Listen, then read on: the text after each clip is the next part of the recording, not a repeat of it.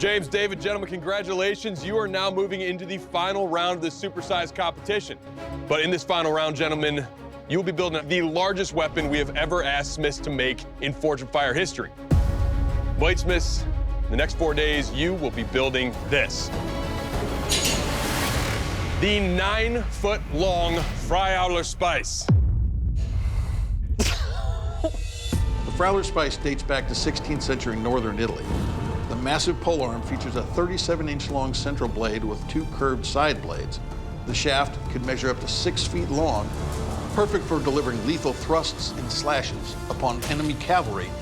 Over time, this enormous weapon took on a more ceremonial role, and at its longest, spanned more than 10 feet. Today, the Friauler Speiss can be seen on display at the Metropolitan Museum of Art in New York City. So good luck, you're gonna need it. We will see you guys in 4 days. My name is David Warner. I'm 37 years old. I'm from Kirkwood, Missouri. I have twins, a boy and a girl. And I would say that raising twins has prepared me really well for this competition because I can deal with stressful situations. I'm kind of nervous about making something that's this size, and then to put a spear socket at the end of it, that's also a challenge. And then get to attach to the socket, you know, it's gonna be a pacing challenge. I need to start shaping the handle. I've made some spears before, but nothing quite like this. So I need to make sure that the handle will actually fit inside the socket. I've got to make sure that there's a pretty precise fit. So I think what I'm gonna do is heat up this guy and try and use that heat to press this in the post vise around there to get a nice seal on that shaft. That's what I was going for. Yesterday, I got the blades quenched. I just need to assemble everything and sharpen it. I think this blade has got a pretty good shot of bringing home 10,000 bucks. Who's hungry? My name is James Dean, like the actor. I was a professional chef for 25 years. The forge environment is much like the kitchen. It is hot, it is angry, it is dirty, but I get to create something beautiful. You just don't eat it. You can, it's just not nutritious and might break a teeth. It's time to stand up a huge village. By the end of today, I hope to accomplish stacking up 230 layers of Damascus. I want to do something to kind of really elevate my build. First thing I'm gonna do is cut in my little spikes. Now that the pikes are shaped, you gotta quench. For something this big, there's chances it might warp.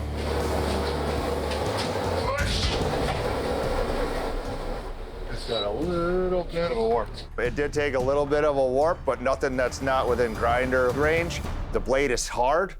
I'm super pumped. So I'm gonna try grinding it out.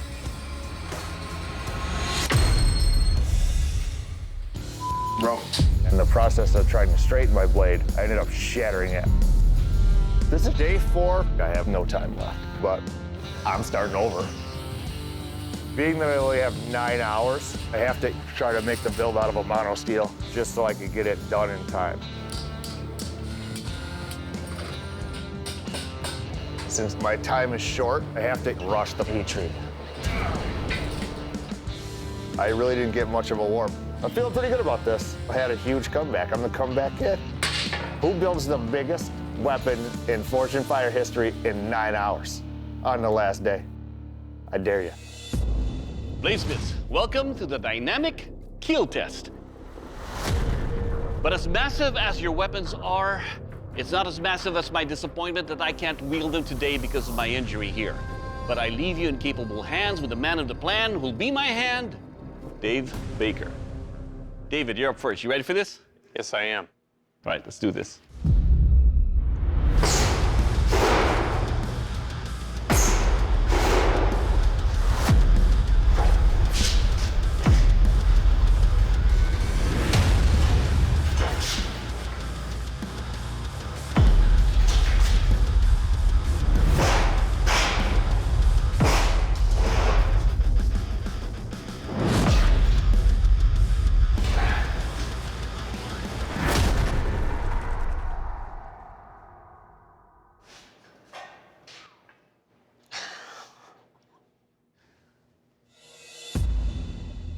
So, David, When you're swinging a 9-foot weapon, it's pretty wild.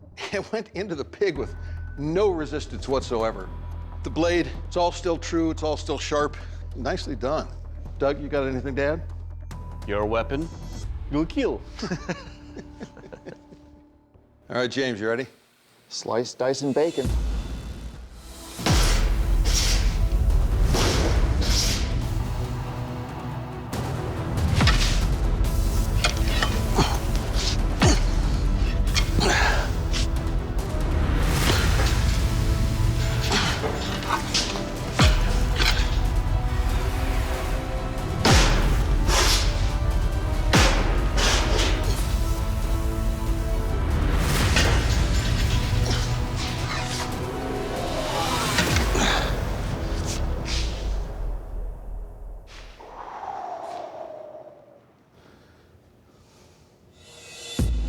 All right, James, right off, it did what it's supposed to do. But there are some spots that are dull. I can literally rub my finger on it. And we picked up a significant bend in the blade. But having said that, Doug? Your weapon, sir, will kill. Thank you. Bladesmiths, welcome to the dynamic strength test. To test the strength and overall construction of your weapons, I will be pushing on these poles, snapping all 10 of them, and then piercing these steel drums. Dave, you're up first. You ready? Yes, I am. All right.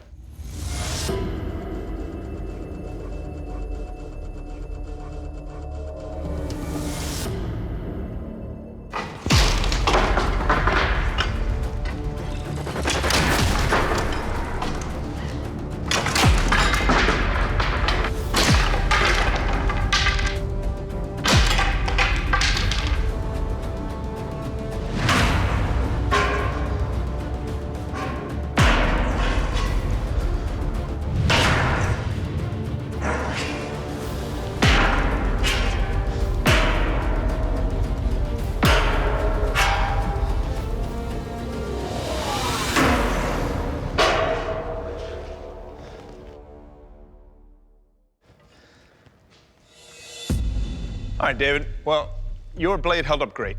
In piercing the drums, took some serious flex, but came right back to true. The side blades here, they penetrated that barrel, and I don't even see any indication that they were in there. All in all, I think you did a great job, and your weapon held up great. Thank you. All right, James, you're up, man. You ready? Pick it up, fire it up. All right.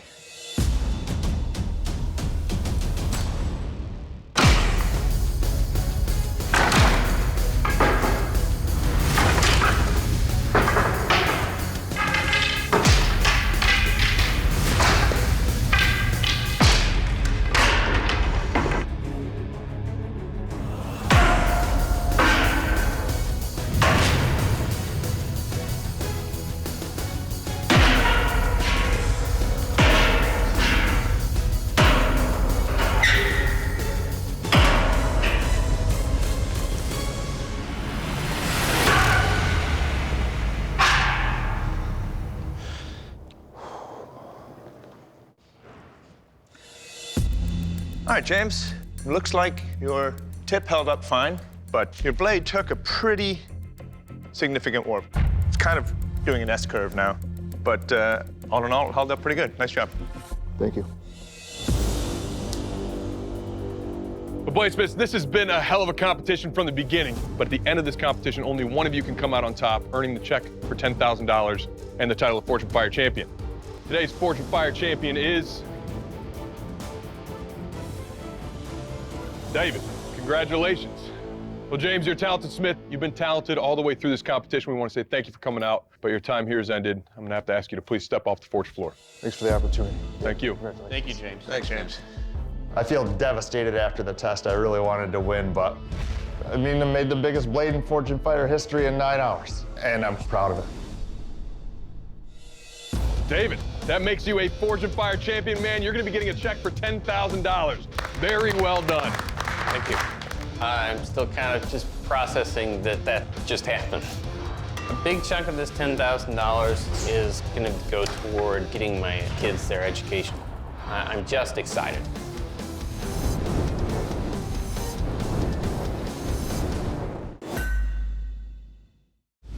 Nathan. Gunnar, congratulations, guys. You're moving forward in the third and final round of this competition. You made your first blades out of guillotines, and we're going to continue on with the darker side of history theme by asking you to build this blade 4 days. The Executioner's Sword. The executioner's sword performed its bloody work in 16th century Central Europe.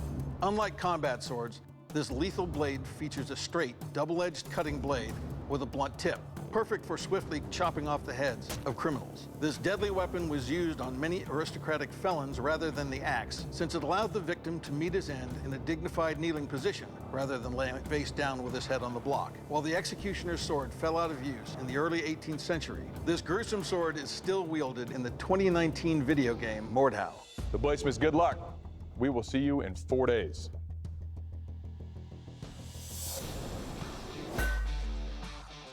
My name is Nathan Anderson from West Valley, Utah. I'm a maintenance worker at the Utah's Hogle Zoo. I love animals, and there's not too many places where I can be welding and look up and see a giraffe right there. If I win Forged in Fire, the $10,000 is gonna go to taking my wife on a trip to go looking for Bigfoot. Heat treat coming up.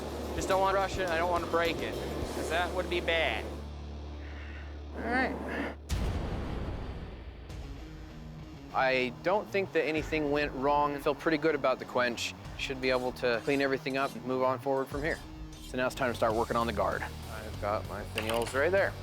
Hopefully those won't add too much weight for what I want to go for, but I think I'm sitting pretty good for right now. There we go. I've got the guard fitting where I want it to. I need the handle comfortable so that it's not a reason to be sent home. As good as it's gonna get, and then we'll pin it. So I start engraving skulls and some flames and things like that to kind of make it my own. Pretty close. Let's give it a test. This blade is so good, I can smell Bigfoot now. My name is Gunnar Wilbanks. I'm a high school football coach and teacher, and I'm a part-time bladesmith. My wife loves it. Every time I make a knife, I bring it in to her. Both of my daughters and my son, they all have to hold it. As it turns out, we all love blades. A few hours in, and I'm almost halfway there. Kind of forgot what it was like in the little man's world just working with a hammer, because I don't have the power tools. I'm having trouble getting it heated evenly because my forge is short. Every time I slide my blade through, it's so long it wants to droop on one end. Every time that I'm getting down here, getting the back end of it hot, the front end of it's cooling off. We gotta get the timing right here. I get it in the quench tank. I don't feel any tings, I don't feel any cracks, anything like that. That's not the sound you want to hear. It's soft on both ends. That's not gonna work. Plan B is to go in for a second quench, and instead of laying the blade flat, I'll lay it upright. Maybe I'll be able to hold the heat a little bit better that way, and the blade's not gonna sag on me. If the quench doesn't go well, I go all the way back and start at ground zero. Thank you, Jesus. Thank you. I'm elated that I'm actually gonna be able to use this blade. It seems to be going great. All right, so far, so good. And hopefully, God willing, and the creek don't rise, they might say you're the Forged in Fire champion. It will kill. Bladesmiths, welcome to the kill test. The executioner's sword. That word alone just gives you visions of decapitated heads. So to find out what kind of lethal damage your executioner's sword can do, I'll deliver some, well, lethal blows on this ballistics dummy.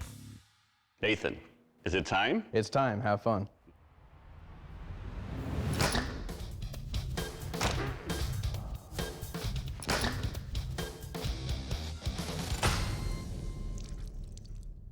Holy crap. Just a little off the top. All right, Nathan. First up, this is a heavy beast. It is so forward heavy that you need two hands to control that. Now, your handle construction is smooth, I'll give you that. But it also feels a little bit rounded over here, where it actually gives me much more control sideways than it does this way. But overall, your weapon, sir, it will kill. Awesome. All right, Gunner, your turn. So you ready? Absolutely. Let's do this.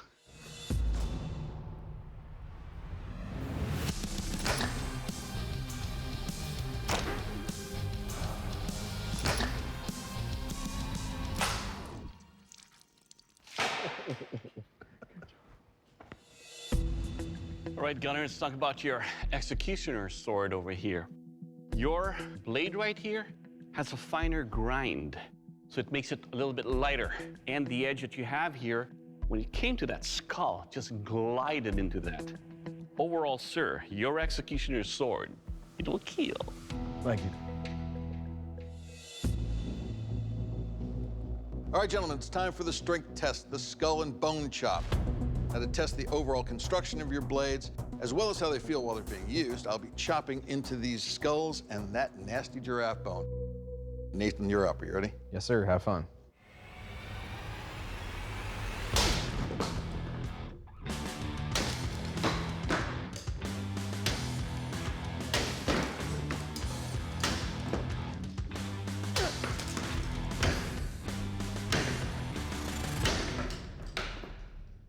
Holy giraffe. All right, Nathan, so right off, man, this thing is heavy. Once you get it moving, it's going, but controlling it's tough. Having said that, your edge held it beautifully. It's still just as sharp as when I started, which is pretty darn sharp. So good job on that. Thanks. I like sharp things. Gunner, ready? What if I said no? I'd say, you don't watch the show much, do you? Exactly.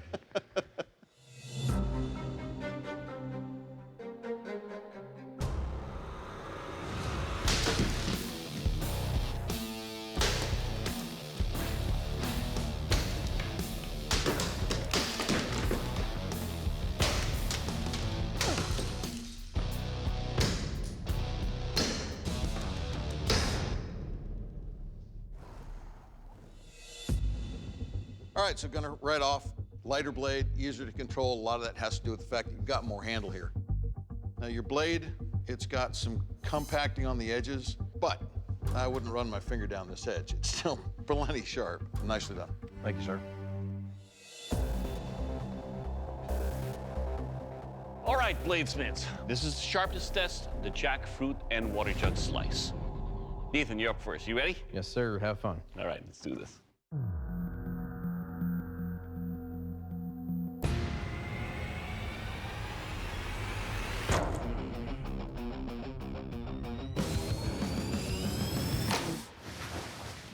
Still sharp. All right, Nathan. As far as the downward chop, it's a very clean cut, easy, no resistance whatsoever. Now, when I was cutting, as soon as I met the resistance of the water, it kind of rolled on my hand. But anything that it did have contact with, it was able to cut. Overall, sir, your weapon, it will cut. Thank you. All right, Gunner, your turn. So you ready? Yes, sir, I am. Let's do this.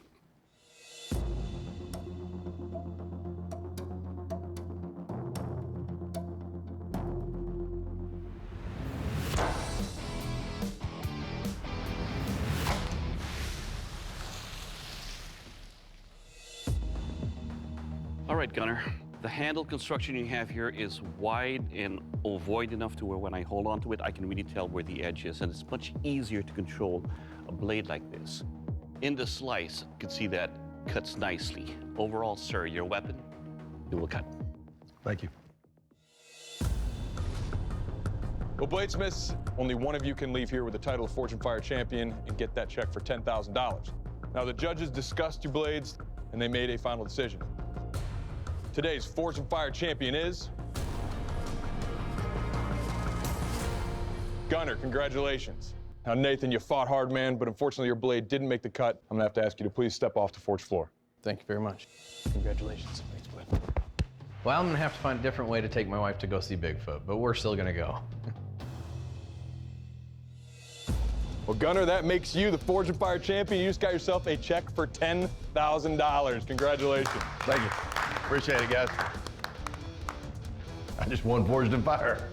Feeling good? I mean, I've never thought I would make it this far from day one. I don't necessarily think that I'm a better smith than any of these other guys. It just worked out in my favor today. As far as the money, after football season ends, my wife and I will probably take a long weekend somewhere.